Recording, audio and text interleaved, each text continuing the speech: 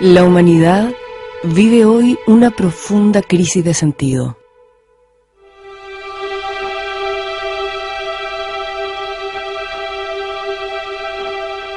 Rafael Echeverría y su empresa Newfield Consulting ofrecen una forma particular de interpretarla y un camino para resolverla.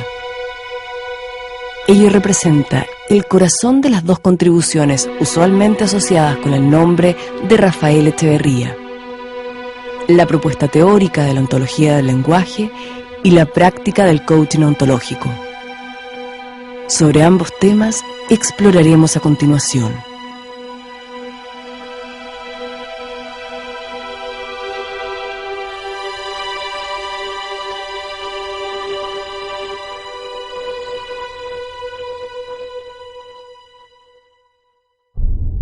¿Qué es el ser humano? Una mirada desde la ontología del lenguaje.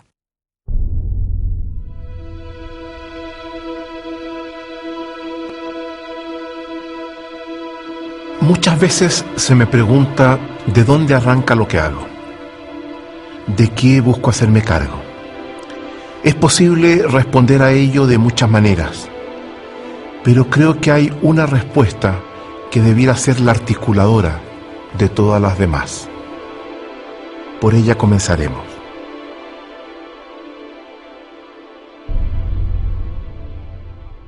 La humanidad vive hoy una de las crisis más profundas de su historia.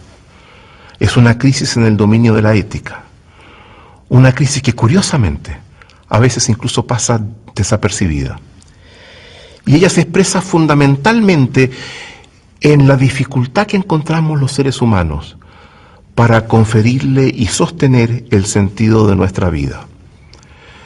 Tenemos muchas veces la impresión de que Dios nos ha soltado de la mano, de que caemos en un abismo, en un pozo sin fondo, que estamos desorientados, que nos dirigimos por la vida sin un sentido de dirección clara. Nos decimos en múltiples oportunidades: mi vida no tiene sentido. Pero esta misma crisis se expresa en dos dominios distintos: en la dificultad que tenemos para conservar, para expandir las relaciones personales más importantes que tenemos, y en los problemas que también encontramos en mantener modalidades de convivencia con los demás a nivel de la sociedad, que sean armónicas, expansivas, y que generen posibilidades para todos. Pero de manera concreta, ¿cómo se manifiesta esta crisis en la vida de cada uno de nosotros? Se manifiesta de distintas formas, a veces en angustia, en depresión, en desesperación, en aburrimiento, en tedio, en soledad. Pero básicamente hay dos elementos que son centrales: sufrimiento y inefectividad. El sufrimiento es parte constitutiva de la vida, no podemos vivir sin sufrir, pero tengo la impresión de que estamos sufriendo de una forma innecesaria, que no todo el sufrimiento que tenemos realmente se podría justificar y que tendríamos formas eventualmente para encararlo.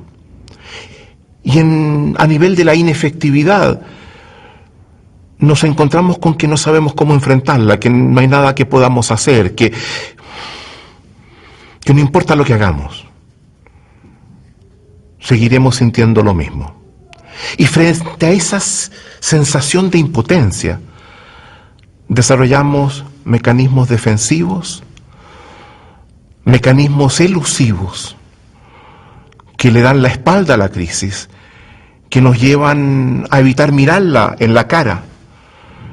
Y caemos ya sea en el consumismo, ya sea en el trabajo obsesivo, en la distracción, en el espectáculo, en la diversión, en el abuso, en las drogas o el alcohol, en las postas terapéuticas, pasando de una terapia a otra, en distintas giras espirituales con la esperanza de que llegaremos a algún lado, para luego muy frecuentemente volver al mismo lugar en el que nos encontrábamos. El punto crucial, por lo tanto, pareciera ser ese juicio que emitimos tantas veces de que mi vida no tiene sentido. ¿Es así? En efecto, y ese es un juicio muy importante. Hacemos depender de él la posibilidad de preservar nuestra existencia, de mantenernos en la vida. Cuando ese juicio entra en crisis, cuando no lo podemos emitir, enfrentamos los seres humanos el riesgo del suicidio. Somos la única especie que tenemos el suicidio como una opción y depende fundamentalmente de ese juicio. Pero es la vida la que no tiene sentido. ¿Es esta la única interpretación posible a la que apunta ese juicio?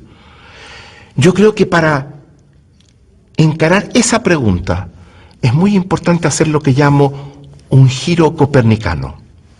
¿Por qué alude a Copérnico? ¿Cuál es la relación? Veamos lo que hizo Copérnico. Su aporte partió de una experiencia inicial en la que veíamos que el sol aparecía por un lado en la mañana, se desplazaba por el cielo durante el día, se ponía en el otro lado y volvía a aparecer al otro lado, igual en la mañana, donde había aparecido el día anterior. A partir de eso, sosteníamos algo que parecía obvio. El sol gira alrededor de la Tierra. ¿Y qué hace Copérnico? Básicamente lo que hace es separar la experiencia que hemos tenido de la explicación que sobre ella dábamos.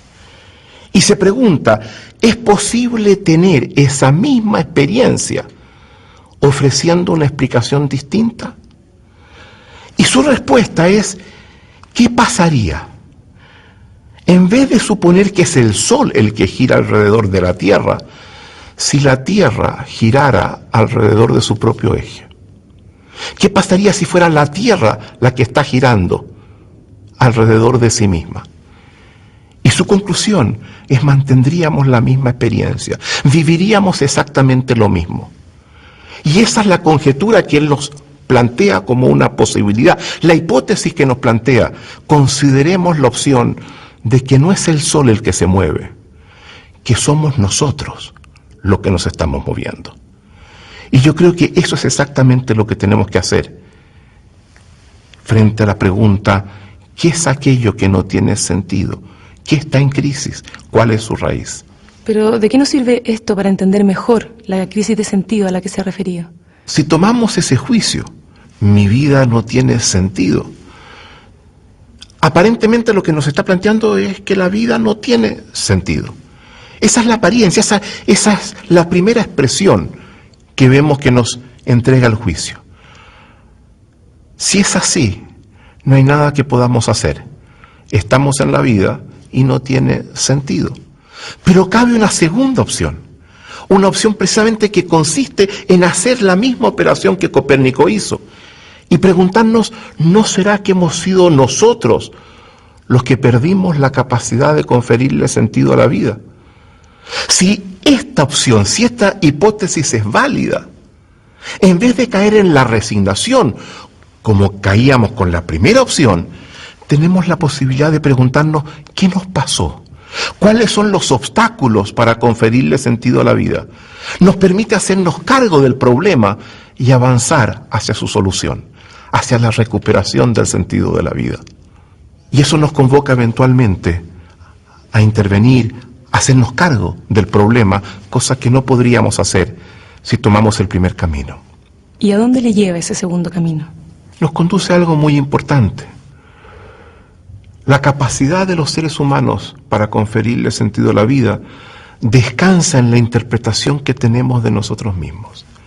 Descansa en la interpretación que tenemos sobre el fenómeno humano. Y lo que nos permite reconocer lo que acabo de decir es que la interpretación que hemos tenido sobre cómo somos los seres humanos, interpretación que durante mucho tiempo fue muy poderosa y nos fue muy útil, hoy está agotada. Y hoy nos está comprometiendo la capacidad de vivir como quisiéramos. Creemos, por lo tanto, que es muy importante revisar esa respuesta a la pregunta ¿cómo somos? pregunta que yo llamo la pregunta ontológica. ¿Por qué la llama así?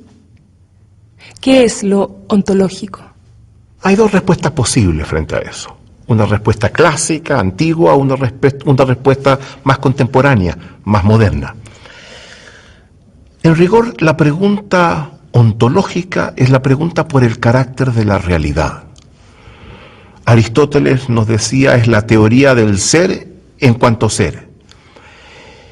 Pero en la respuesta clásica, esa pregunta por el carácter de la realidad se la respondía por referencia a un ser trascendente, por sobre los seres humanos, muchas veces identificado con Dios. Había una suerte de ontoteología. Era en función de esa respuesta de un ser trascendente que definíamos todo el resto del mundo, que definíamos cómo éramos los seres humanos. La modernidad rechaza ese acercamiento. La modernidad tiene dos rasgos fundamentales. El primero es que pone en cuestión la forma como el pensamiento clásico enfrentaba la pregunta por la realidad, entendiendo que el primer referente no es un ser trascendente, sino el propio hombre. Todo pensamiento moderno nace de la pregunta, a partir de la pregunta por el hombre. Descartes nos dice: pienso, luego existo. Es en función de que yo pienso que puedo afirmar mi existencia. Y esto es muy importante, porque la pregunta sobre el carácter de la realidad ahora debe ser contestada a partir de una primera respuesta sobre el fenómeno humano. El segundo rasgo de la modernidad es el hecho de poner en cuestión también otra dimensión del pensamiento clásico. El pensamiento clásico, el pensamiento aristotélico, sostiene que las verdades se deducen de verdades, que es a partir de ciertas verdades que acepto que concluyo otras verdades. La estructura del silogismo clásico es expresivo de eso. Se parte de una premisa mayor, una primera verdad. Se añade una premisa menor, una segunda verdad. Y se deduce de esas dos una tercera verdad. Lo que el pensamiento moderno hace es sostener que es posible alcanzar verdades no a partir de las verdades, sino a partir de la duda. Esa también es una contribución de Descartes, el primer gran filósofo moderno. El método de Descartes consiste en un método que se sustenta en la duda. Entonces, mientras tenemos un pensamiento clásico que es fundamentalmente dogmático porque parte de verdades aceptadas, el pensamiento moderno es fundamentalmente escéptico. Es un pensamiento que parte de cuestionar las verdades que nos entrega la tradición. Para responder a la pregunta ontológica, a la pregunta por el carácter de la realidad, tenemos que seguir, por lo tanto, este doble camino que nos impone la modernidad: la referencia al ser humano y el cuestionamiento de las tradiciones heredadas. ¿Y cuál es la importancia que entonces reviste la respuesta a la pregunta sobre el ser humano? Para el pensamiento moderno, esta es la pregunta fundante. Es el paradigma de todo el resto de los paradigmas.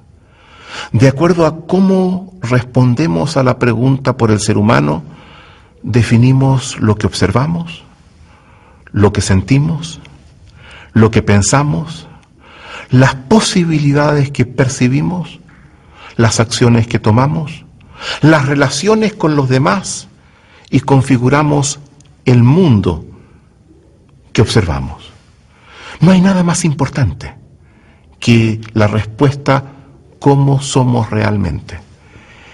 Y así como no hay nada más importante que esa respuesta, que esa concepción, es difícil imaginar también algo más importante que cambiar la respuesta que antes dábamos sobre cómo éramos.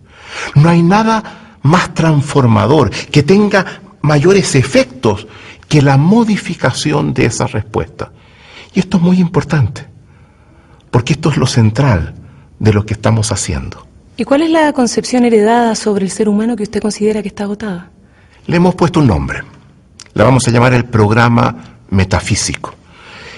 Y yo creo que es fundamental aprender a reconocerlo bien, entender en qué consiste, cómo nació, cómo se gestó, hacia dónde nos hace mirar. Y para entenderlo bien creo que hay que seguir dos caminos. En primer lugar, entender su historia, cómo se gestó, cómo se desarrolló, cuáles son sus hitos más importantes. Habiendo entendido su historia, es fundamental luego decir, bueno, pero ¿en qué consiste realmente? ¿Cuáles son sus premisas fundamentales? Y eso es lo que vamos a hacer a continuación. Veamos entonces la historia del programa metafísico.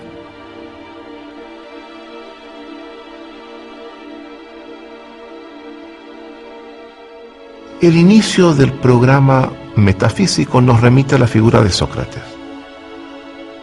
Sócrates es el primer filósofo que hace una reflexión filosófica sobre la vida y por lo tanto se abre a preguntas sobre el fenómeno humano. Sin embargo, para entender a Sócrates hay que ir un poquito más atrás. Y tenemos que ir a aquellos pensadores llamados los fisikoi en el mundo griego, que se preocupaban por los fenómenos de la naturaleza y se preguntaban por lo que ellos llamaban el arjé, el fundamento, el principio de los fenómenos naturales. Y hacia el año 500 antes de Cristo surgen dos posiciones diametralmente opuestas. En el extremo occidental del mundo griego surge Parménides, que nos dice el fundamento de todo lo que existe es el ser. El ser es fijo, eterno, inmutable. El cambio es una ilusión de los sentidos. En el extremo oriental del mundo griego surge Heráclito. Y Heráclito nos dice el fundamento de todo lo que existe es el devenir. El mundo está en procesos permanentes de transformación. La idea de un ser fijo es una ilusión. Heráclito va un poco más lejos. Nos dice el sentido que conferimos y el fundamento que buscamos lo confiere el lenguaje. El lenguaje, por tanto, es un elemento central para entender la pregunta por el fundamento, el sentido de lo existente. Sócrates se encuentra en esta encrucijada, dos concepciones radicalmente opuestas. Y para fundar su filosofía de la vida, tiene que hacer una opción. ¿Será Parménides? ¿Será Heráclito? Sócrates opta por la senda de Parménides y funda su filosofía de la vida en la noción de un ser fijo, eterno, inmutable, único. Serán luego sus discípulos los que van en rigor a fundar lo que es propiamente la metafísica. Platón, primero discípulo de Sócrates, nos plantea una concepción del mundo con referencia a ideas trascendentes que están en el más allá. Aristóteles, discípulo de Platón, busca el desarrollo de una metafísica mirando el mundo concreto, mirando la tierra, los fenómenos concretos que se dan en ella. En dos variantes distintas, la metafísica se desarrolla a partir de Platón y de Aristóteles. Pero será luego, cuando el cristianismo se fusiona con la metafísica griega, que se produce esa estructura sólida que va a ser elemento central, columna vertebral del mundo occidental.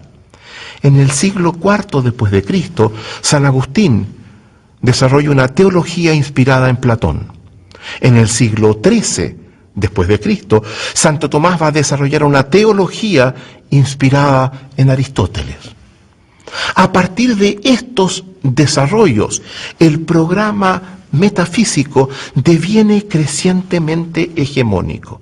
Se convierte en la matriz básica del ser humano occidental, a partir de la cual piensa, observa, se concibe a sí mismo, orienta su propia vida.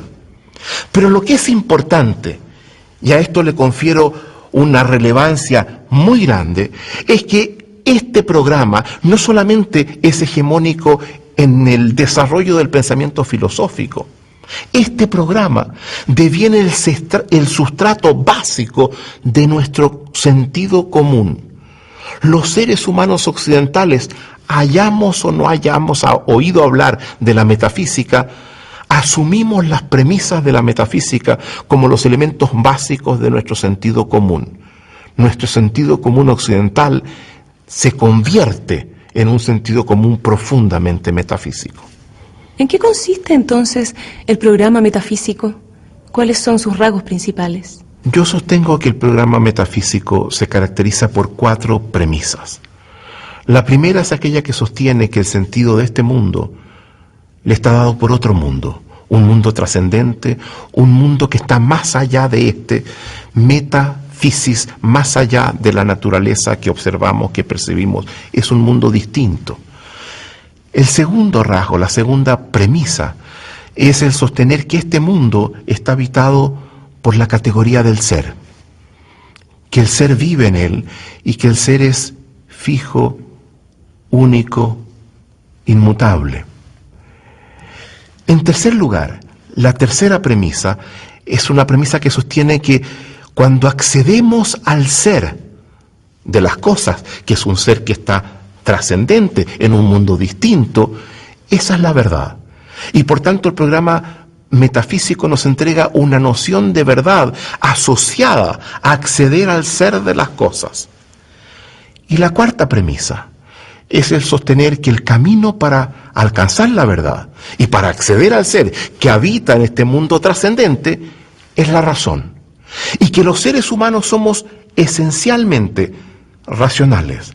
Que la razón es lo que nos distingue de otras especies y nos constituye en nuestra humanidad.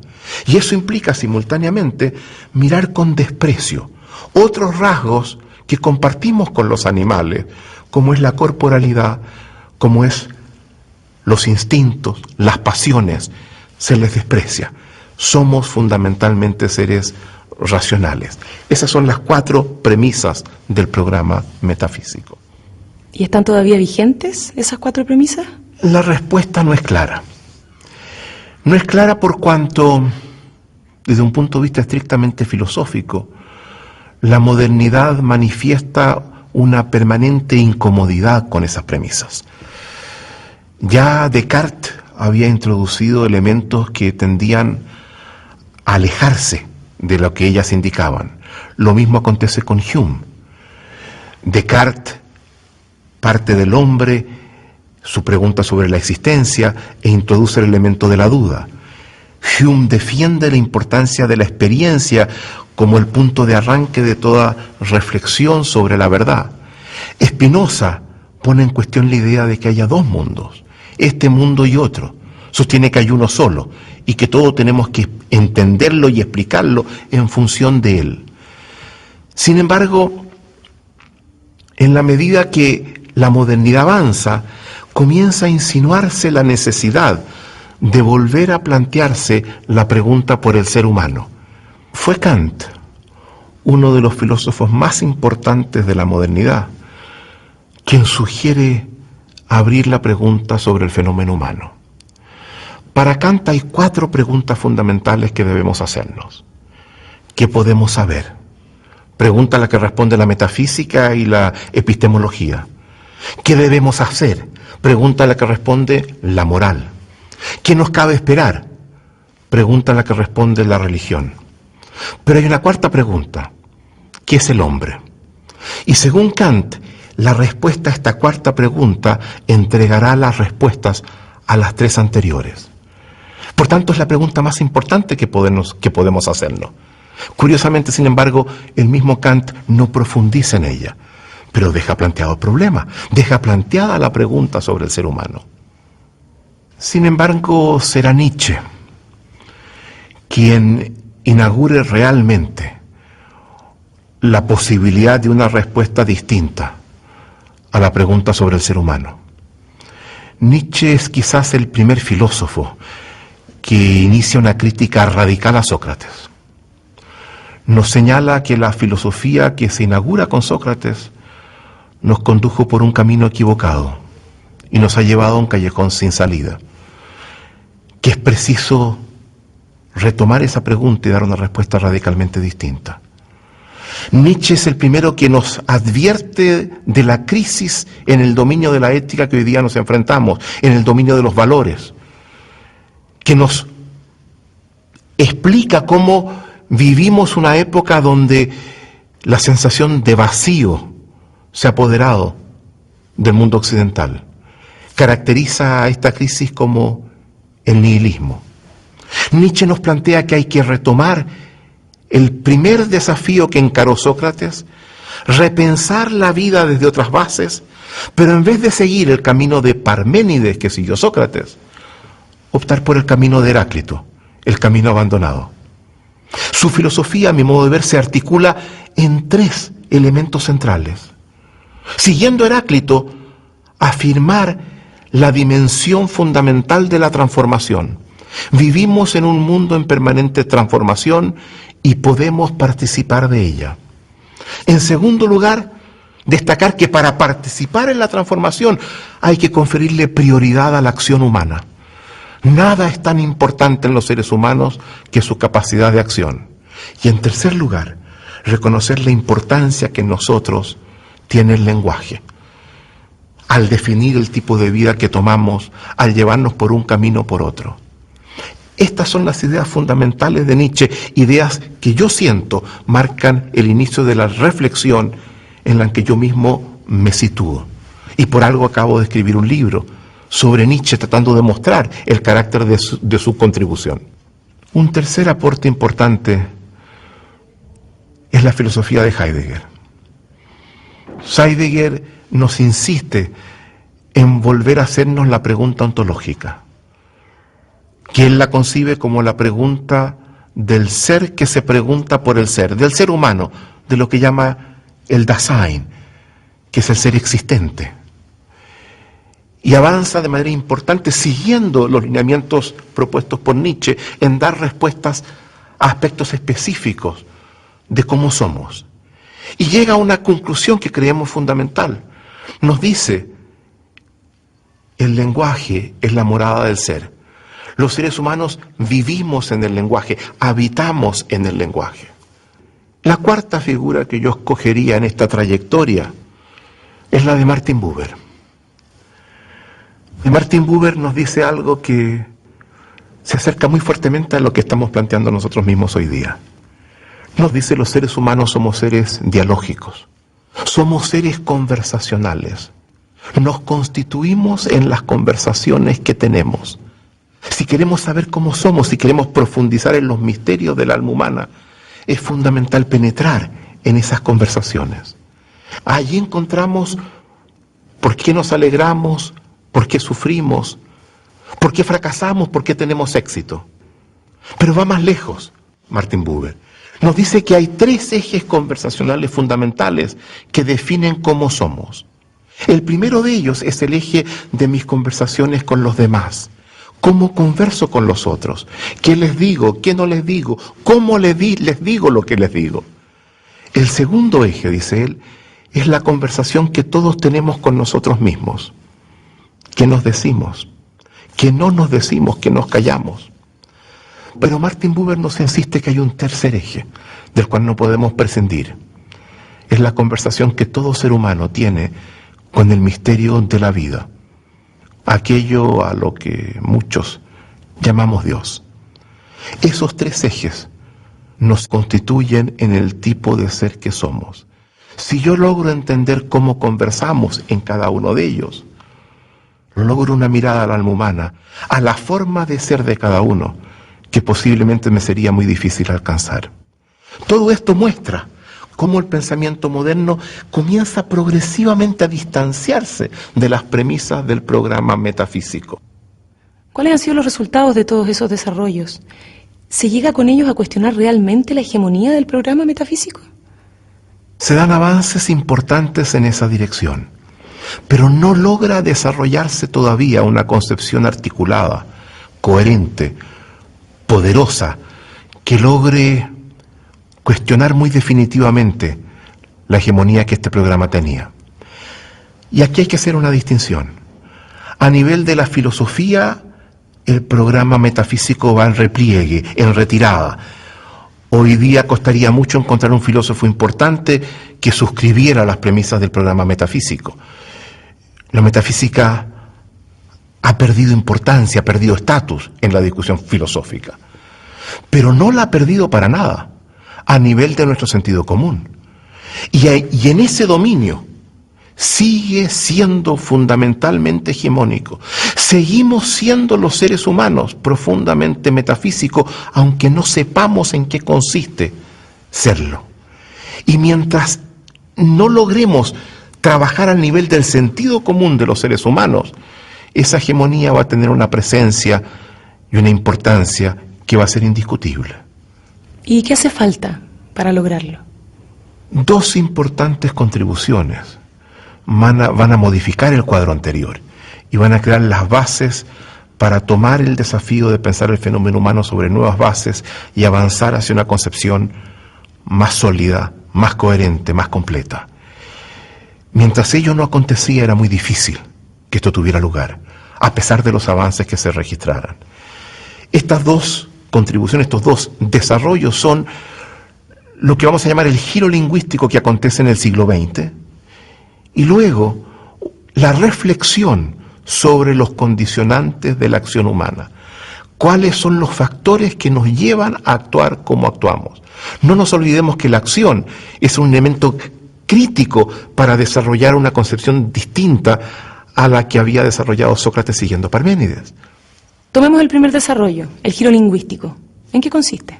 Uno de los aportes más importantes del siglo XX ha sido el haber colocado el problema del lenguaje en un sitial que nunca había tenido antes y haber ofrecido un conjunto de interpretaciones sobre el lenguaje que cambiaron por completo la forma como lo entendíamos anteriormente. Tomemos algunos de estos desarrollos que conforman lo que llamamos el giro lingüístico. Primero, tomemos el hecho de que a fines del siglo XIX, comienzos del siglo XX, surge la lingüística moderna.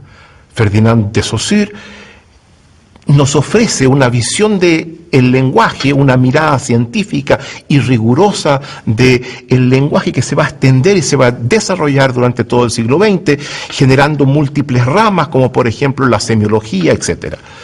En segundo lugar, tenemos el desarrollo de la hermenéutica, que es fundamentalmente la teoría de la interpretación, de cómo conferimos sentidos a lo que la gente dice o a los textos escritos. Esta había ya comenzado en el siglo XIX y se desarrolla muy fuertemente durante el siglo XX. Desde la antropología surgen aportes importantísimos que nos insisten en que las distintas culturas, las distintas formas de vida de los seres humanos remiten de manera muy central a la forma como cada uno de los pueblos habla.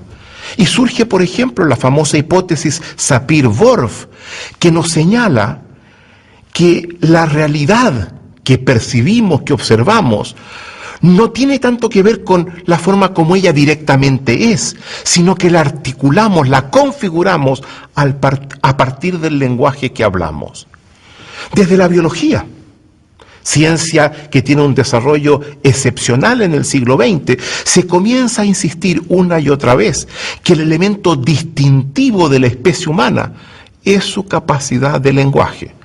Autores como Ernst Mayr, gran biólogo teórico, hacen del lenguaje el rasgo central de la especie humana y por lo tanto un elemento central para comprendernos desde la perspectiva biológica. Pero será desde la filosofía del lenguaje de donde surgirán los aportes más importantes. La filosofía del lenguaje es una rama de la filosofía que nace a mediados del siglo XX para estudiar filosóficamente el lenguaje. Nunca antes la filosofía le había dado la importancia que esta rama comienza a darle, rama que se convierte en la rama estrella, en la disciplina más destacada de la filosofía en lo que sigue del siglo. Y allí tenemos algunas figuras importantes, por mencionar dos. Tenemos a Ludwig Wittgenstein, que desde Cambridge inicia una reflexión sobre el lenguaje que va a tener un impacto fundamental en todo el desarrollo filosófico posterior. Wittgenstein nos habla de los juegos del lenguaje, de cómo es posible comprometerse en distintas prácticas lingüísticas distintas, tal como lo hacemos con juegos diferentes. Y nos dice, todo lenguaje es una forma de vida, con lo cual ya nos acerca el tema del lenguaje al problema de la vida, de la existencia. Sin embargo, será otra figura la que yo pienso que va a tener el impacto más importante.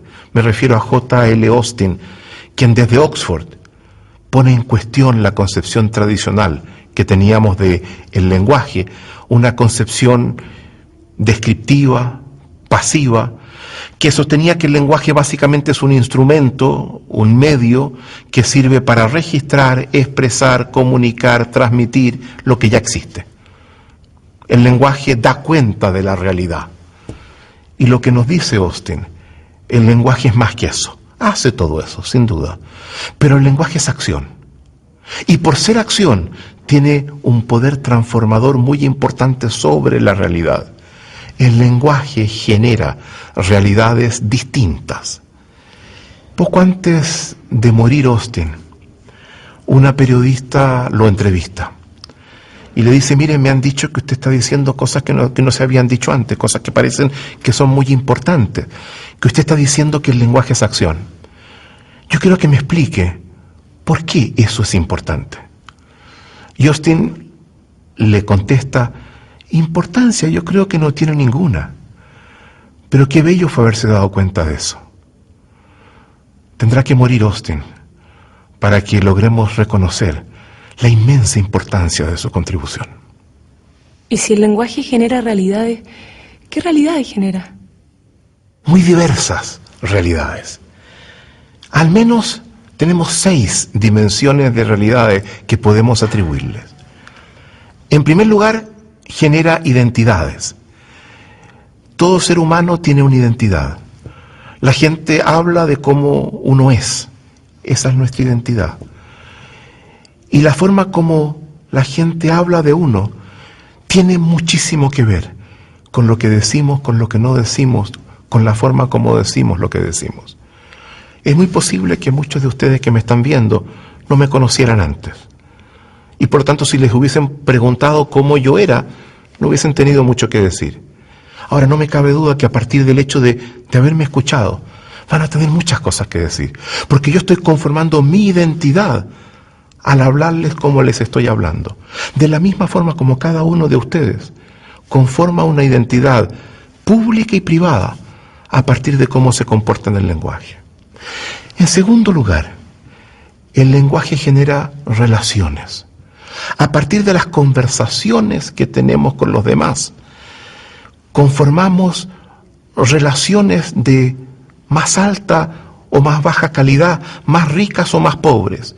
No hay nada más importante para evaluar la calidad de una relación que la calidad de las conversaciones que tenemos con esa persona.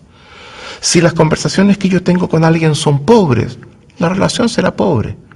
Si las conversaciones que yo tengo con mis hijos son profundas, son complejas, son ricas, son íntimas, la relación va a ser correspondientemente. En tercer lugar, el lenguaje nos permite asumir compromisos. Y porque disponemos del lenguaje, podemos hacer juntos lo que en forma individual quizás no podríamos hacer. Establecemos promesas que nos permiten cooperar, coordinar acciones, colaborar de una forma que posiblemente no podríamos hacerlo de otra forma. Porque tenemos el lenguaje, hemos llegado a la luna y llegaremos más lejos. En cuarto lugar, el lenguaje nos permite generar posibilidades. Toda posibilidad no es algo que ande volando por allí en el mundo exterior, que unos ven y otros no ven, que unos atrapan y otros no logran atrapar. Toda posibilidad surge de conversaciones. Generamos las posibilidades que son centrales en nuestra vida, conversando con otros o con nosotros mismos. Si tenemos un problema y no sabemos cómo resolverlo, abramos conversaciones y muy posiblemente surgirán posibilidades. Nos damos cuenta entonces que si a partir del lenguaje generamos identidades, relaciones, compromisos y posibilidades, a partir del mismo lenguaje producimos futuros distintos.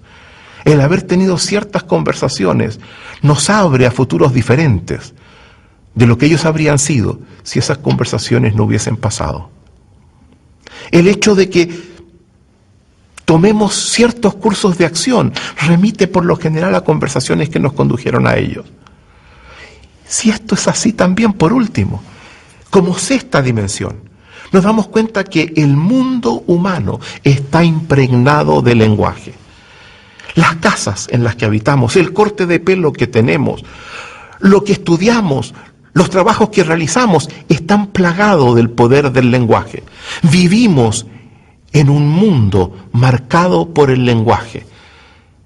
Son 6 realidades distintas en las que el lenguaje juega un papel determinante. Este primer desarrollo consiste entonces en haber transformado la manera como hoy entendemos el lenguaje y en haber reconocido, entre otras cosas, que el lenguaje es acción y como tal genera realidades. ¿Es esto así? En efecto. Y sin embargo, esta contribución puede ser evaluada, examinada de 2 maneras distintas. Una es esa. Una es aquella que entiende que esto que ha pasado cambia nuestro concepto del lenguaje, profundiza en él y por sobre todo nos permite establecer conexiones entre el lenguaje y la existencia humana, el lenguaje y la forma de ser de cada uno distintas. En este campo hay al menos 2 dimensiones que son especialmente importantes, que surgen de este cambio en la concepción del lenguaje. El primero tiene que ver con la noción de actos del lenguaje. Si el lenguaje es acción, ello implica que cuando hablamos actuamos, y si actuamos cabe preguntarse cuáles son las acciones que emprendemos cuando actuamos. Poderlas identificar y poder ver el impacto de cada una de ellas en la vida de cada uno, en la forma de ser de cada uno. En segundo lugar, hay otro concepto que no es menos importante, que es el concepto de competencias conversacionales genéricas, ligado al anterior. Yo puedo, a partir de esta contribución, distinguir que dentro del lenguaje puedo ser más o menos competentes en distintas áreas específicas de desenvolvimiento en el lenguaje. Y logro identificar nuevamente algunas competencias que son claves para el carácter de las relaciones que establezco, para el tipo de resultados que obtengo en la vida, para ser como soy, para constituirme en el tipo de persona que hoy día soy. Estas competencias genéricas representan una dimensión del ser humano a la que se le había conferido hasta ahora muy poca importancia. Se le daba mucha importancia a los conocimientos, se le daba mucha importancia a ciertas competencias técnicas, pero no se destacaba la importancia de competencias tan básicas y tan transversales como por ejemplo la capacidad de escucha. ¿Cómo yo escucho a los demás? ¿Cómo aseguro que se me escucha a mí cuando hablo, hablando de una forma tal que genere en los demás una mejor escucha? ¿Cómo, por ejemplo, tomando otra competencia importante, fundo los juicios a partir de los cuales yo opero y a partir de los cuales defino distintos cursos de acción? ¿Cómo, por ejemplo, me desenvuelvo a nivel de los compromisos que establezco? ¿Cómo me manejo en hacer peticiones, en hacer ofertas, en hacer promesas? ¿Y cuáles son las competencias asociadas a una vida vivida, por ejemplo, desde la impecabilidad? O por dar otro ejemplo, ¿cuál es el impacto que mis acciones tienen en el clima emocional de mis relaciones, de los distintos ámbitos en los que me desenvuelvo? ¿Y qué puedo hacer para intervenir, para mejorar, para expandir esas relaciones, esos ámbitos sociales en los que me desenvuelvo? Son todas competencias muy importantes que nos acercan crecientemente a un vínculo entre lenguaje, existencia y ser. Nos decía que había 2 maneras diferentes de interpretar el aporte de la filosofía del lenguaje. La primera colocaba el énfasis en la transformación de nuestro concepto del lenguaje. ¿Cuál es la segunda? Tomemos la ecuación lenguaje es acción. Esa es una de las contribuciones más importantes de la filosofía del lenguaje.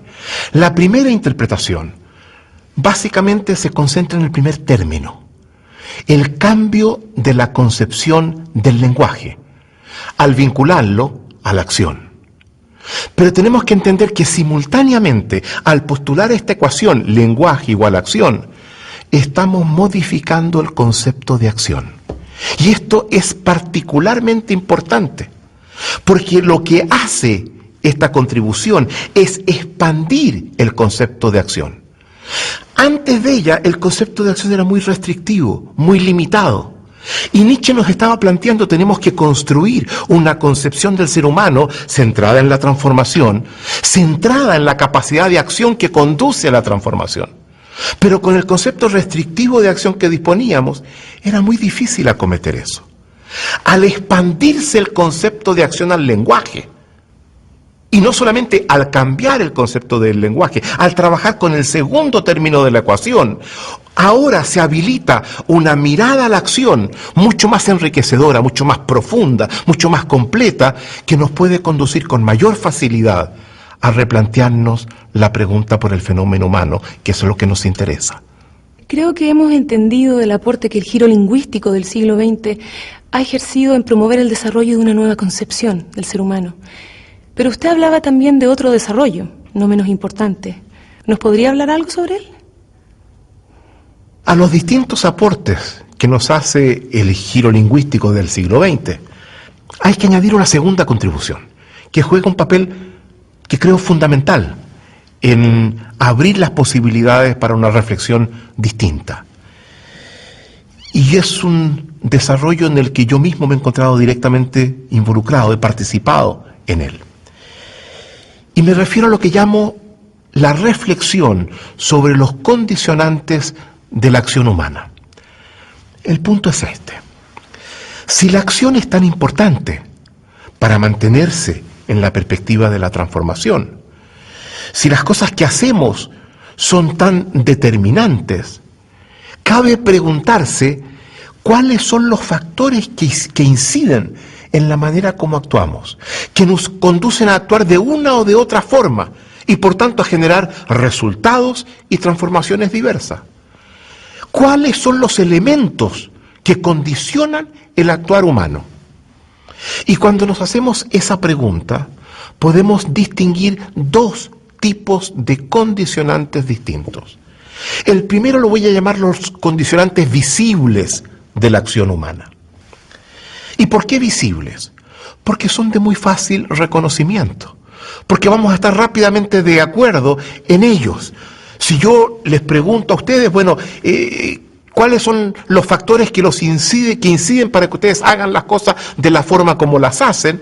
Vamos a concluir, básicamente, que son un determinado número de factores que perfectamente podemos reconocer sin problemas, y cuando los decimos, sentimos que, claro, sí, por supuesto, lo sabíamos. Y yo creo que son fundamentalmente 5, esos condicionantes visibles de la acción humana. El primero de ellos son nuestras predisposiciones biológicas. Cada uno está dotado de ciertas capacidades que provienen de nuestra biología. Nos encontramos en la vida siendo buenos para la música, otros son muy malos para la música, buenos para socializar, para crear amistades con otra gente, para relacionarnos, buenos para ciertos deportes, buenos para las matemáticas o malos para las matemáticas. Y esos talentos se distribuyen en forma desigual y básicamente responden a condiciones biológicas que permiten que se desarrolle mejor uno o mejor otro. Ese es un primer factor. No olvidemos, solo podemos hacer lo que la biología nos permite. Por tanto, la biología es un primer factor determinante de la acción humana. En segundo lugar, nuestra capacidad de adquirir competencias, de aprender cosas nuevas, de hacer lo que antes no hacíamos o dejar de hacer cosas que antes hacíamos. Tenemos una capacidad inmensa de aprendizaje debido muy particularmente a la plasticidad de nuestro sistema nervioso. La capacidad de aprendizaje de los seres humanos es mucho más grande que la de muchas otras especies, por condiciones biológicas específicas que nos permiten adquirir competencias que no teníamos al nacer. No son ciertos talentos innatos con los que nos encontrábamos, que las cosas se nos dan fáciles, sino que podemos aprender. Hay una capacidad de aprendizaje y podemos aprender y desaprender ciertas cosas. En tercer lugar, los instrumentos, la tecnología, las herramientas que utilizamos dado un mismo nivel de competencia. Yo voy a un restaurante, pido que me traigan un plato de carne, me lo traen, intento cortarlo, no lo puedo hacer. No logro el resultado de cortar la carne que me colocaron. Y le pido al mozo, por favor, cámbieme el cuchillo. Me trae un cuchillo distinto, un instrumento diferente, y con el cuchillo ahora corto, sin problema. ¿Adquirí una competencia nueva? No, ninguna.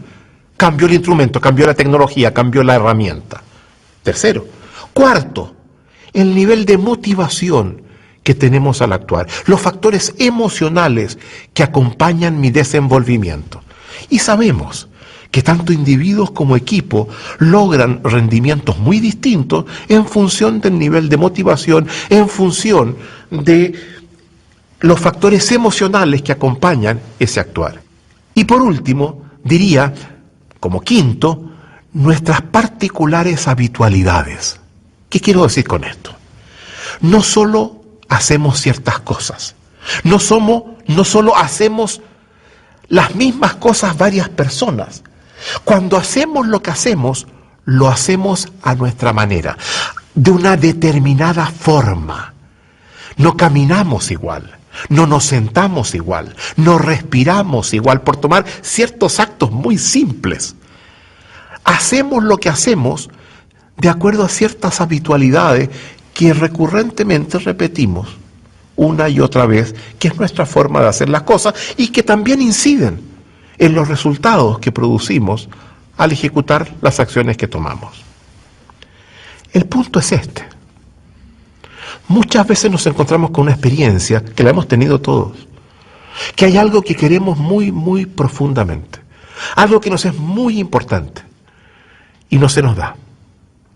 E intentamos y cambiamos esos condicionantes visibles de la acción humana, aprendemos algunas competencias nuevas, cambiamos nuestra habitualidad, modificamos los factores emocionales, lo que sea, y no lo logramos. No lo logramos. Y sentimos que tenemos un límite, que nuestra capacidad de desempeño e incluso de aprendizaje topó con un límite, con un borde, más allá del cual no podemos desplazarnos. Es muy importante que tomemos esta experiencia, porque esta experiencia es crucial para nosotros. Y hagamos de ella lo que llamamos fenomenología. Vale decir, detengámonos muy lentamente a examinar qué nos pasa cuando vivimos esta experiencia. ¿Qué sentimos? ¿Qué nos decimos? Hagámoslo en cámara lenta. Detectemos esta experiencia como que fuera muy lentamente cosa de percibir los elementos que en ella surgen. Habitualmente, muchas veces, lo que pasa es que cuando vemos que algo no lo podemos hacer, no lo logramos concretar, nos decimos, bueno, a lo mejor no se puede, a lo mejor no es posible, a lo mejor estoy esperando algo que simplemente no cabe esperar, porque no está dentro del ámbito de lo que nos es posible. Pero miramos al lado y vemos que ese algo que yo quería tanto, esa relación que yo he añorado por tanto tiempo con mi hijo y que no la logro y que me era completamente esquiva, miro para el lado y veo que otros padres sí la tienen, sí tienen una relación que para mí sería la que yo quisiera y por tanto descarto ese argumento. Es posible, otros pueden, yo no puedo. ¿Qué voz surge entonces? Normalmente surge esta voz, una voz que nos dice, sabes, a lo mejor siendo como eres, Rafael, no te cabe a ti esperar eso. A lo mejor siendo como él es o como ella es, a lo mejor dado como son, no es posible. Es muy importante detectar esta voz. Creemos que es nuestra, pero no lo es. Es una voz que hemos tomado prestada del pasado. Es un eco que remite a Parménides. Es la invocación de que siendo como somos, no podemos ir más allá. No podemos trascender el ser que somos, porque somos fijos, inmutables, y estamos condenados a quedarnos así. Es la voz de Parménides. Es el apuntar al ser como un argumento para la inmovilidad, para aceptar que eso no puede ser cambiado, para sumirme en una profunda resignación metafísica. Parte central de la propuesta nuestra consiste en luchar contra esa voz por la que pagamos un costo muy alto en nuestras vidas. Dejamos de hacer cosas que no son muy importantes. Tiramos la toalla a destiempo. El punto es cómo. Cómo saltar. Cómo lograr hacer lo que no estoy pudiendo hacer. Y aquí hay que tener cuidado. Las corrientes New Age nos dicen es muy fácil. Di, puedes, y lo lograrás. Sabemos que no es así. Hay gente que me dice, sabes, te falta la motivación adecuada. Yo le digo, no me digan eso porque me ofenden. Por esa relación que yo quisiera con mi hijo, estoy dispuesto a que me corten un brazo. O más incluso. No puedo, no lo logro. El punto es encontrar cómo derribar esa pared, esa muralla que me está impidiendo avanzar hacia una ambición importante que tengo, que es parte central de cómo quiero vivir mi propia vida. La única forma de resolver esto es encontrando algunos condicionantes de la acción humana que no he logrado identificar en los condicionamientos visibles. De allí que los llamemos los condicionantes ocultos. Y ocultos en parte porque no accedemos a ellos en forma espontánea. Por lo general, alguien requiere ayudarnos para que lo veamos. Alguien requiere mostrarnos que ellos existen. Este de alguna forma es un conocimiento para iniciados.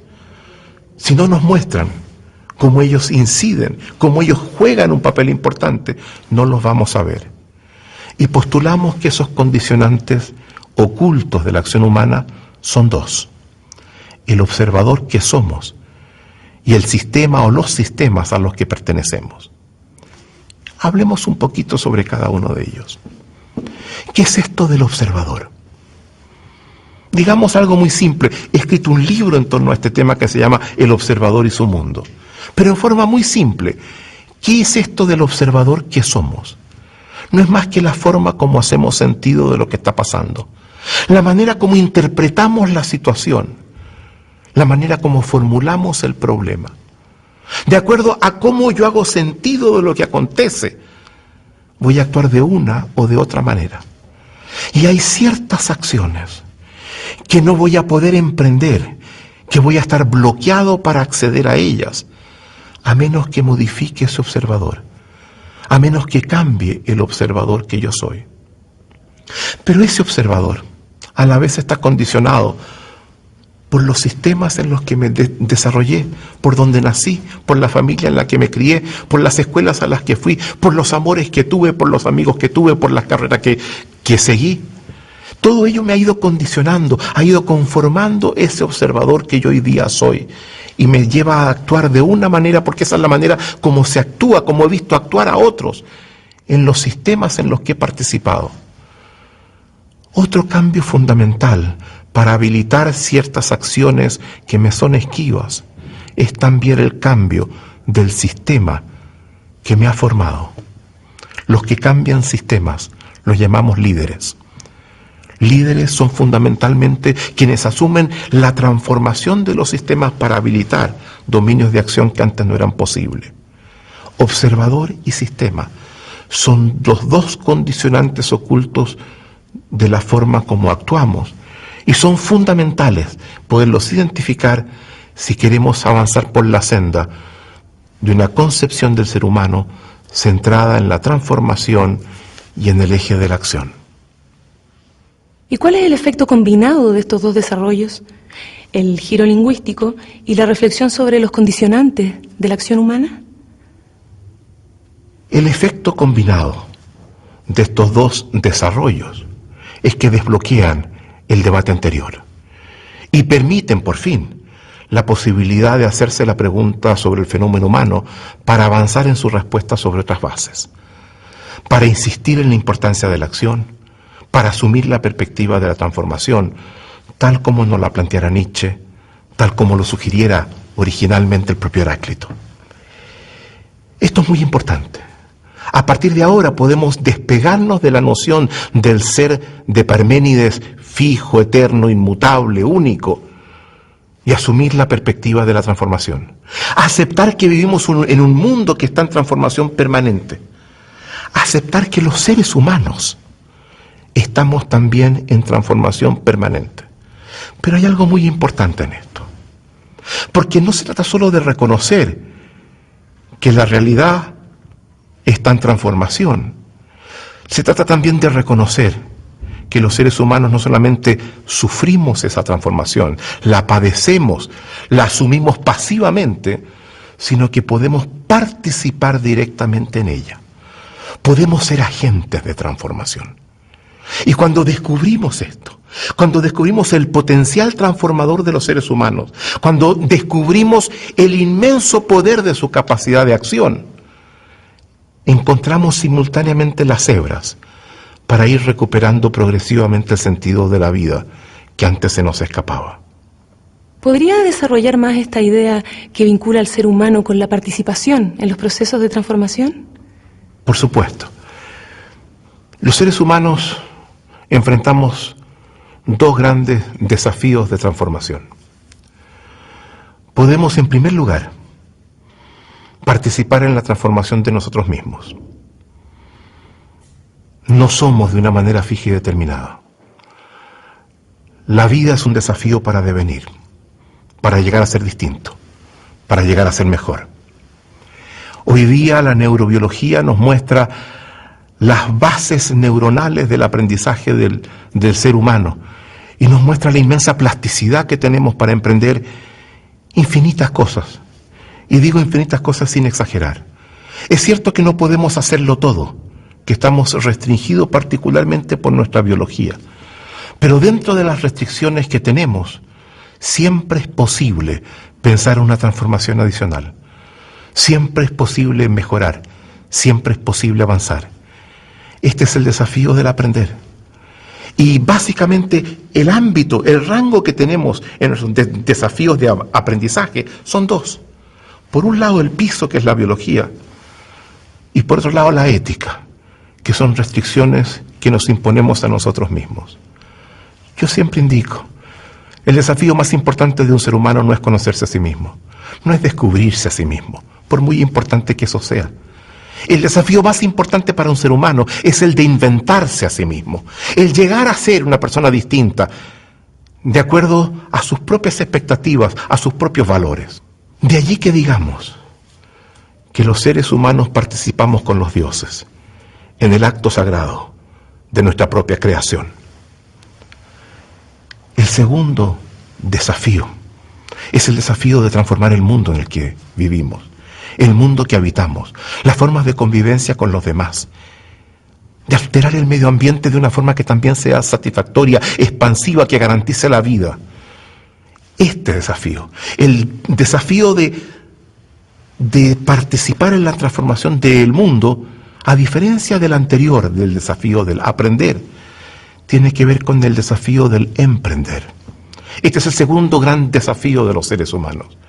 Estamos en la vida no solamente para ser nosotros mismos mejores, también para dejar un mundo mejor a como lo encontramos.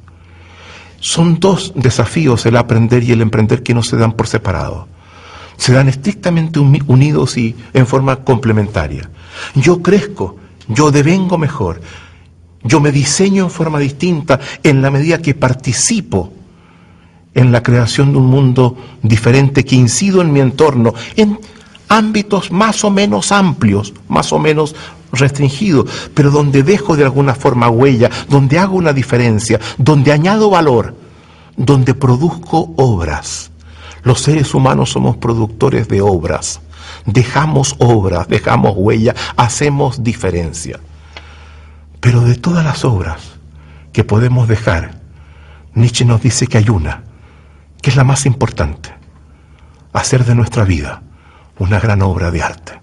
Es en este doble desafío de transformarse uno mismo y de transformar el mundo, donde disponemos los seres humanos fuentes inagotables de sentido de vida, en la medida que nos conectemos con ella, en la medida que veamos que hay la posibilidad de una dirección transformativa en este doble camino, nuestra vida comienza a alimentarse de sentido nuevamente y superamos gran parte de la crisis que hoy día enfrentamos. ¿Pero son suficientes los desafíos del aprender y del emprender para recuperar nuestra capacidad de darle un sentido a la vida? ¿El sentido de la vida no requiere acaso de algo más? Comencemos por decir que al menos son muy importantes y que contribuyen al sentido de la vida. ¿Son suficientes? Yo creo que no. Yo creo que algo muy importante falta. Que si nos quedamos allí, le damos a esta concepción del ser humano un sentido pragmático, estrecho, mezquino, insuficiente. Buber nos hablaba de 3 ejes conversacionales. La conversación con uno mismo, de la cual nos hacemos cargo en el aprender, la conversación con los demás dirigida a cambiar el mundo y alterar las relaciones que mantenemos con ellos.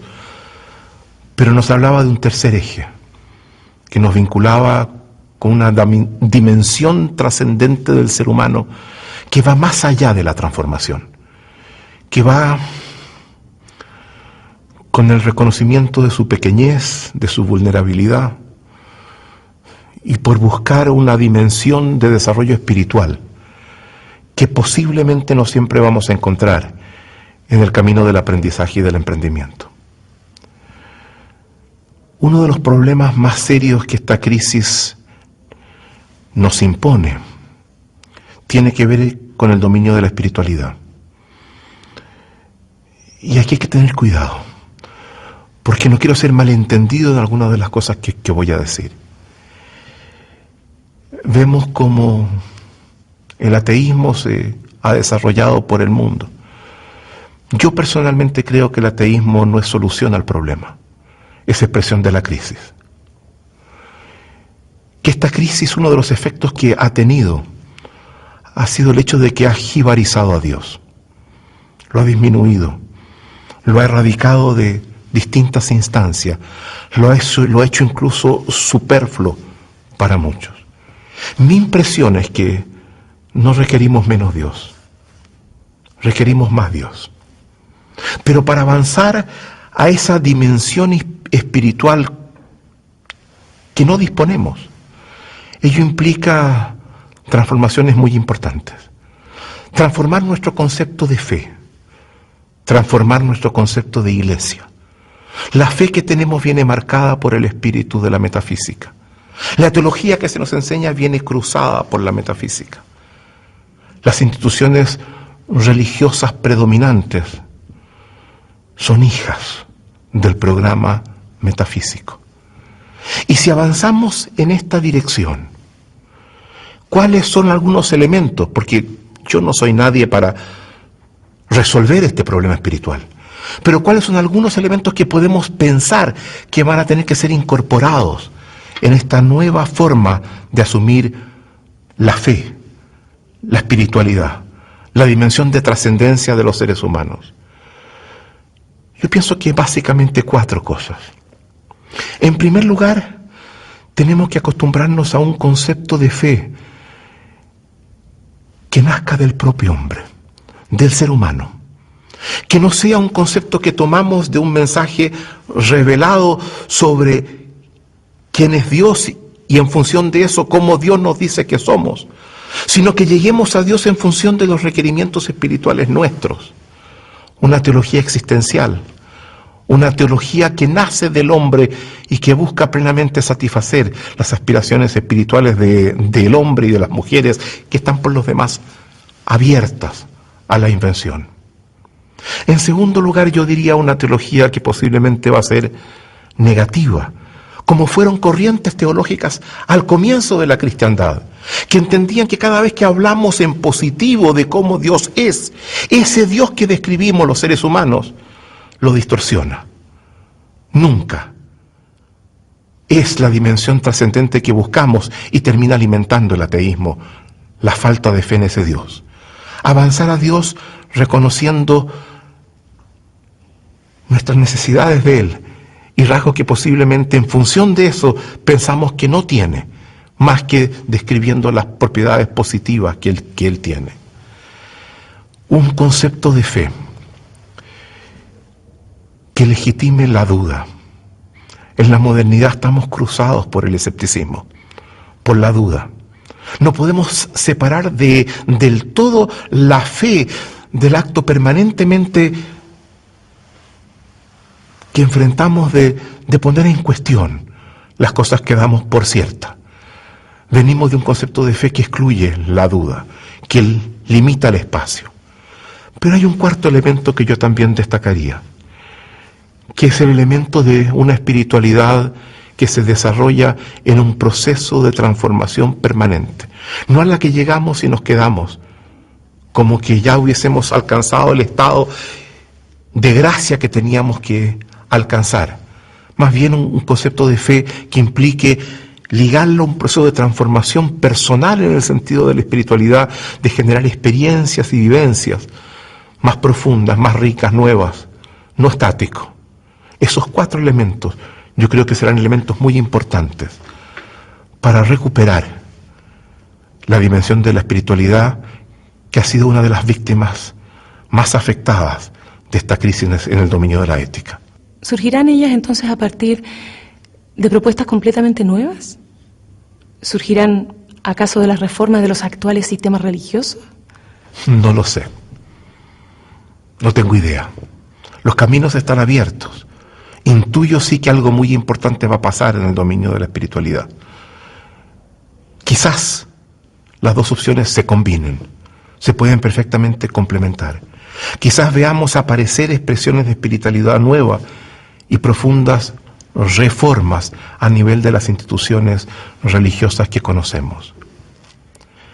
Nietzsche, mirando el escenario del nihilismo, de la crisis de sentido de la que hemos estado hablando, nos ha dicho: Dios ha muerto.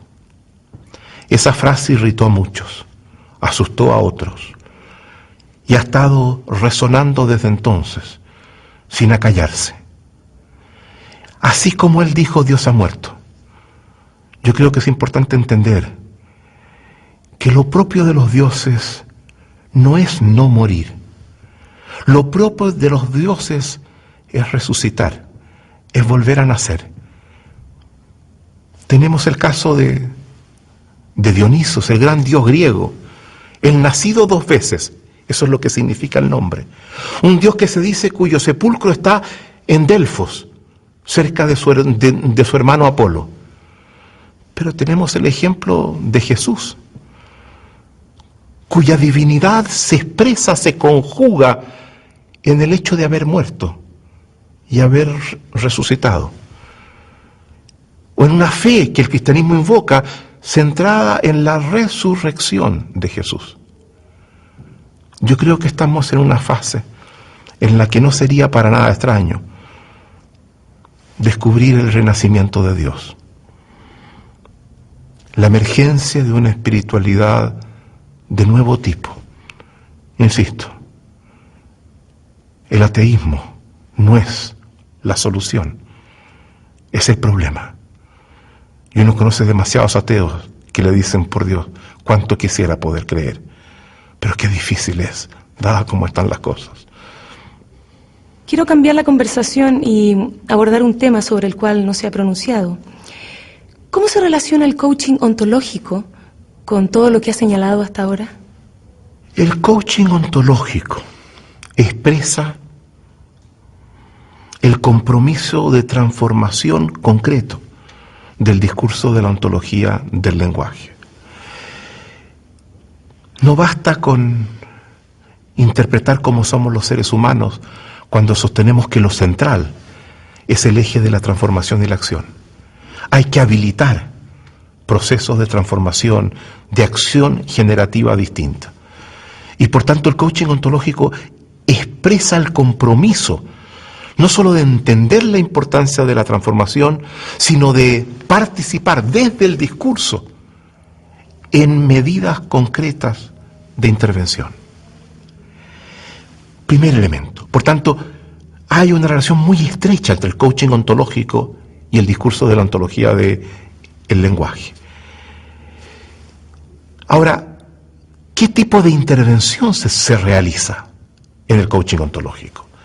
El coach ontológico es básicamente un profesional, una persona que maneja un oficio que lo habilita en lo central para desbloquear, para destrabar a quien se encuentra con ansias de alcanzar ciertos objetivos, sintiendo que no lo puede hacer. Lo que hace es ayudar a la persona que se plantea ciertas metas, ciertas direcciones, ciertos logros y que siente que no logra hacerlo, que las cosas no se le dan, que salen distintas de como quiere. Y básicamente lo que hace es entender qué es aquello que lo traba, qué es aquello que lo compromete en esta dificultad para avanzar hacia donde quiere y para cumplir con los desafíos de aprendizaje y de emprendimiento que se plantea. Y en este sentido, el coach ontológico, algo fundamental que hace es recurrir no solamente a los condicionantes visibles del comportamiento humano, aquellos que identificamos antes, de fácil reconocimiento espontáneo, sino también y muy particularmente a los condicionantes ocultos. Trabaja con el observador que somos y trabaja con las posibilidades de alterar los sistemas en los que nos desenvolvemos. Al hacer esto, justamente destraba, habilita y nos reconduce por la senda de la transformación que buscamos. Hay algo más en el coaching ontológico. Hablábamos al comienzo de la importancia del giro copernicano y decíamos cómo esta operación era importante no solamente para acometer lo que entonces examinábamos, sino que tenía otros usos posibles. Y yo creo que uno de los usos posibles justamente acontece en la interacción de coaching. Cuando uno comienza una interacción, suele encontrarse con una persona que dice, mira, tengo un conjunto de problemas, y uno le pregunta, ¿y por qué? Esa persona saca el dedo y dice, mira, me pasa con mi hijo, con mi pareja, con mi jefe, con mi colega, y comienza a apuntar hacia afuera. Parte central del trabajo del coaching ontológico es decirle, sí, de acuerdo, todo eso pasa, y toda esa gente está involucrada. Pero el principal problema no está en ellos, el principal problema está en ti. Está en el impacto que ellos tienen en ti, está en el efecto que ellos producen en ti, está en tu propia forma de ser. Es un tipo de interacción que, por lo tanto, lo que busca es lo que llamamos un aprendizaje transformacional, donde accedemos a formas de ser distintas por la vía no solo de cambiar nuestra capacidad de acción anterior, sino también de modificar el observador que éramos, el sentido que le conferíamos a lo que vivíamos. Es un instrumento fundamental de transformación del ser, de cambio del alma, de la forma de ser particular de cada uno. Esos son elementos centrales en la perspectiva del coaching ontológico. Cabe entonces preguntarse, ¿qué es aquello que traba el desarrollo de una persona? ¿Qué es aquello que le impide fluir por la vida y avanzar en la senda de la transformación? ¿Qué es aquello que distorsiona sus interpretaciones? Eso es muy importante, eso último.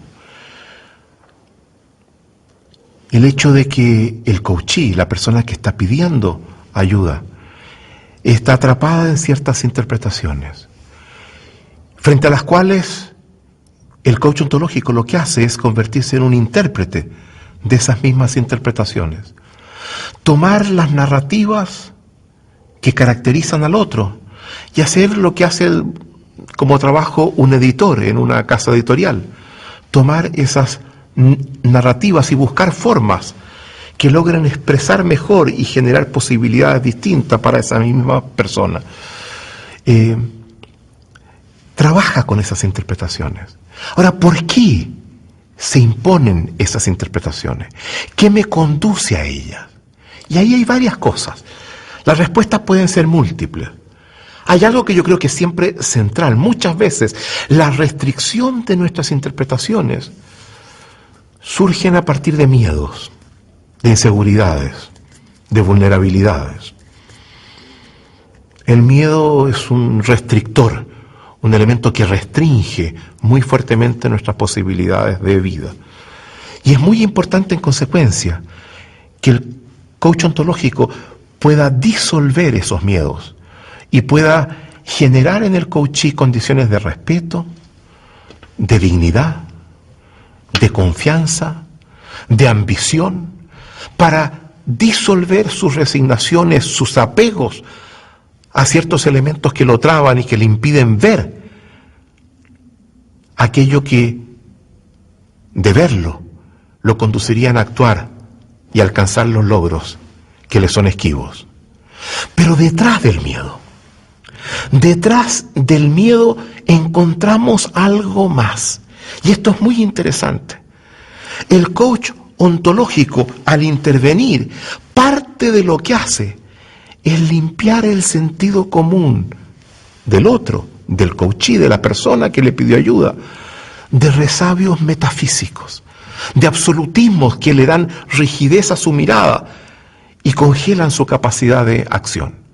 Parte importante de la operación del coach ontológico es identificar absolutismos, elementos que declaro inmutables, fijos, básicamente resabios metafísicos, de los cuales tengo que tomar y aprender a disolver para habilitar el tránsito hacia interpretaciones distintas que habiliten aquello que realmente deseo y no logro alcanzar. Lo que señala del coaching ontológico me parece muy semejante a la mayéutica socrática, tal como ella se expresaba en los diálogos que tenía Sócrates con sus interlocutores. ¿Son intervenciones equivalentes? En algunos sentidos sí.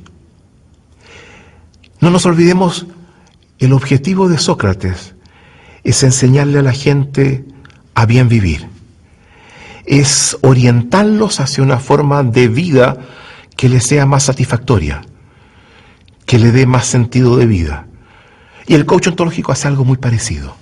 Es una conversación igual como la que abre Sócrates, con un objetivo equivalente, que aprendamos a vivir mejor. Pero hay una diferencia fundamental. La mayéutica socrática lo que busca, en último término, es instalar en el otro, en su sentido común, en su forma de hacer las cosas, la noción del ser. Ciertas categorías abstractas y universales, a partir de las cuales éste le confiera sentido a lo que hace. Básicamente el intento de Sócrates es llevar la noción de ser que nace en la filosofía al sentido común del ciudadano que enfrenta problemas concretos en su vida. Lo que el coach ontológico hace es exactamente lo contrario. Es mirar ese sentido común que se encuentra aprisionado, que se encuentra cautivo, que no sabe cómo resolver problemas que le son muy importantes, entendiendo que algunos de los obstáculos más serios que esa persona enfrenta consisten en los resabios metafísicos, consisten en hacer descansar muchas de sus percepciones, de sus observaciones, de su capacidad de acción, en la noción de un ser fijo inmutable, que consisten en absolutismos, en elementos que no se ponen en cuestión y que de ponerse permiten ver que hay opciones distintas que habilitan la transformación. El coach ontológico, en consecuencia, disuelve aquello que Sócrates intentaba hacer. Tomar los resabios, los residuos metafísicos de las intervenciones que se han venido acumulando con el tiempo en nuestro sentido común, para permitirnos una mirada más fluida que nos reconecte con la transformación. En ese sentido, es exactamente lo opuesto a la mayéutica socrática. ¿El coaching ontológico es entonces la expresión práctica de la propuesta de la ontología del lenguaje? Sin duda. Es la expresión del compromiso, de un discurso, de una teoría, de una concepción, de involucrarse en la transformación concreta de la vida. Pero no es la única. No es la única forma de expresión práctica de la teoría de la ontología del lenguaje. De hecho, en lo que nosotros hacemos como empresa, tenemos al menos 3 otros ámbitos de una clara intervención en dominios prácticos, en dominios concretos del mundo actual. Quiero brevemente apuntar a cada uno de ellos. Si la transformación es tan importante, tal como lo hemos planteado, la pregunta que nos hemos hecho es: ¿cuál es hoy en día el motor de la transformación histórica? ¿Cuál es el elemento que con mayor fuerza incide en crear futuros distintos? ¿Dónde se está construyendo el mañana? Más que en ninguna otra parte. Sin duda son múltiples. Y yo creo que son prácticamente todas las instancias las que de una u otra forma participan en la invención de ese futuro distinto. Pero ¿dónde más? ¿Cuál es el ámbito privilegiado de construcción de futuro, de precipitación de la transformación histórica? La respuesta a esta pregunta nosotros la damos en forma muy nítida, muy tajante. Creemos que hoy en día aquello que mayor incide en la capacidad de construir futuros distintos es la empresa. La empresa es el lugar donde se está construyendo un mundo distinto que cambia todos los días. Los principales cambios vienen hoy en día de las empresas. Esto para mí es curioso porque yo vengo de una tradición que creía que en el partido político, que en la universidad, que en el Estado, y no dejan de ser importantes. Pero creemos que hoy en día tenemos claro de que no hay otra instancia, no hay otra institución que con mayor incidencia en la construcción de futuro, con mayor capacidad de transformación, como lo es la empresa. Si queremos participar en la transformación, la empresa es uno de los vehículos más adecuados para hacerlo. Y de allí que estemos trabajando a nivel de la empresa. Esta es una propuesta que tiene la gran ventaja de que logra potenciar el poder transformador, logra mejorar las capacidades de desempeño, por tanto logra traducirse en resultados concretos en forma muy nítida y muy directa. Y en la empresa eso siempre atrae mucho. Somos buscados, somos de alguna forma invitados a participar en programas que tienen que ver con potenciar la capacidad de transformación, de mejoramiento, de desempeño de las empresas. Y para eso tenemos básicamente 2 líneas. Una, avanzar hacia un modelo de gestión empresarial distinto. Creemos que el modelo actual de gestión es un modelo que está caduco, que no está sirviendo a las empresas y que ellas pueden liberar un poder transformador mucho mayor de hacer algunos cambios importantes que implican pasar fundamentalmente de un gerente que nosotros definimos como el gerente capataz a un gerente coach, con una capacidad de plasticidad, de flexibilidad, de innovación, que el gerente capataz difícilmente logra. Tenemos otra línea que tiene que ver con trabajar con equipos directivos y convertir equipos de mediano o bajo desempeño en equipos de alto desempeño. Sabemos hacer eso. Sabemos a partir de las cosas que hemos planteado cómo potenciar no solamente a los individuos, sino también a los equipos. Una segunda área importante para nosotros surge de preguntarnos, bueno, si nos interesa incidir en el futuro, si nos interesa avanzar hacia una modalidad de convivencia distinta entre los seres humanos, si queremos dejar huella en la forma como le conferimos sentido a la vida, yendo más allá de donde nos encontramos hoy día, no podemos dejar de trabajar en el ámbito de la educación, en el ámbito donde se forman los seres humanos adultos del mañana. Y ahí nuevamente tenemos 2 líneas de trabajo. Una línea de trabajo con gestores educacionales, con lo que son los directores de escuela y toda la gente que acompañan el equipo de dirección en las escuelas. Y tenemos todo un planteamiento con respecto a cómo desarrollar liderazgo escolar. Y tenemos, en segundo lugar, una línea de trabajo en lo que llamamos gestión de aula. Estamos muy conscientes que los cambios en educación o acontecen en el aula o pierden sentido alguno, o no conducen a nada. Para incidir en la educación tenemos que producir un nivel de aprendizaje que no hemos estado produciendo hasta ahora, y creemos que sabemos cómo hacerlo. Creemos cuáles son las competencias genéricas básicas que tiene que activar un maestro para producir aprendizaje. Mientras no generemos resultados de aprendizaje distintos, todo el resto de lo que hagamos se disuelve en la nada. tenemos que trabajar en el aula y tenemos que garantizar que los maestros sean capaces de producir niveles de aprendizaje mayor. Y un tercer ámbito de acción que tenemos es el Estado, porque el Estado es el punto central para transformar el sistema social en su conjunto. Si queremos no solamente incidir más allá de los individuos, en el sistema mismo, en la forma como la comunidad se organiza, se estructura, regula su convivencia, no podemos prescindir de trabajar el Estado. Si creemos que uno de los condicionantes básicos del comportamiento humano es el sistema, el Estado es el punto más sensible para llegar a él. Por tanto, además del coaching ontológico, que trabaja a nivel individual, desbloqueando a quienes encuentran dificultades para acceder a lo que realmente quieren, tenemos estos tres ámbitos adicionales donde hay programas de diverso tipo, el ámbito de la empresa, de la educación y del Estado. Quisiera terminar con aquello con lo que comenzáramos. Usted empezaba respondiendo a la pregunta: ¿de dónde arranca tanto la ontología del lenguaje como la práctica del coaching ontológico? Decía que esa pregunta permitía múltiples respuestas.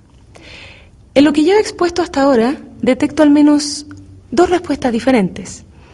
La primera, cuando señalaba que ambas contribuciones arrancan de la profunda crisis de sentido que hoy enfrenta la humanidad, y percibo una segunda respuesta en la que hace arrancar a su propuesta de una determinada lectura de la historia del pensamiento, y al respecto señala ciertos nombres e hitos. ¿Son estas respuestas suficientes? Sin duda son insuficientes. Yo postulo que para toda pregunta siempre hay infinitas respuestas posibles. Y por eso que recomiendo muchas veces volver a la pregunta inicial e intentar respuestas distintas. Frente a esa pregunta yo tengo algunas, pero quizás varias, y las entrego como conjeturas, con cierta duda, con cierta dosis de escepticismo, con el convencimiento de que van a haber en el futuro respuestas más contundentes, más sólidas, mejores que las mías y que son provisorias. Abandonando las certidumbres metafísicas que tuve en algún momento en el pasado y por las cuales cometí quizás muchos errores que se pagan caros. Pero de las respuestas posibles, y justamente ligado con lo que decía antes, hay una que creo importante entregar. Yo creo muy profundamente que somos seres históricos, que la forma como somos no solamente depende de nuestra biología, sino de nuestra historia y de la cultura a la cual pertenecemos y los acontecimientos que nos corresponde enfrentar. Vivimos la historia, padecemos la historia, estamos afectados por la historia, a la vez que podemos intentar modificar esa historia. Pero somos seres históricos, y esta reflexión, como toda reflexión, no puede sino nacer de la historia que personalmente me correspondió vivir. Y hay un pedazo de esa historia que está muy presente en todo lo que hago. Y pienso en Chile. Pienso en las experiencias que vivimos hace algunos años atrás, algunas décadas atrás. Pienso en las torpezas que entonces cometimos, en los sufrimientos que generamos, en los tremendos errores que realizamos. Y creo que no supimos hacernos ciertas preguntas y ni menos encontrar las respuestas que nos hubiesen evitado caer por ese camino. Esta es una propuesta que sin lugar a dudas surge de las entrañas de Chile. Surge para no volver a recorrer esos caminos que produjeron tanto daño, daños que sufrimos nosotros mismos, que sufrieron otros, quizás también algunos, por nuestras acciones. Pero es una propuesta optimista, es una propuesta que pretende justamente hacerse cargo de lo que entonces no vimos, para discurrir acciones que nos garanticen que eso no lo vamos a repetir nuevamente. Hay una confianza, hay una fe en una historia posible de armonía, de paz, de construcción conjunta de una sociedad sin romper los lazos básicos que nos unen. Diferencias tenemos y tendremos que confrontarlas, pero por sobre todo tenemos que aprender una forma de convivencia radicalmente distinta. Y no puedo negar que esta propuesta surge tanto de esa historia que nos afecta, que nos afectó tanto, como de la esperanza de construir un camino distinto.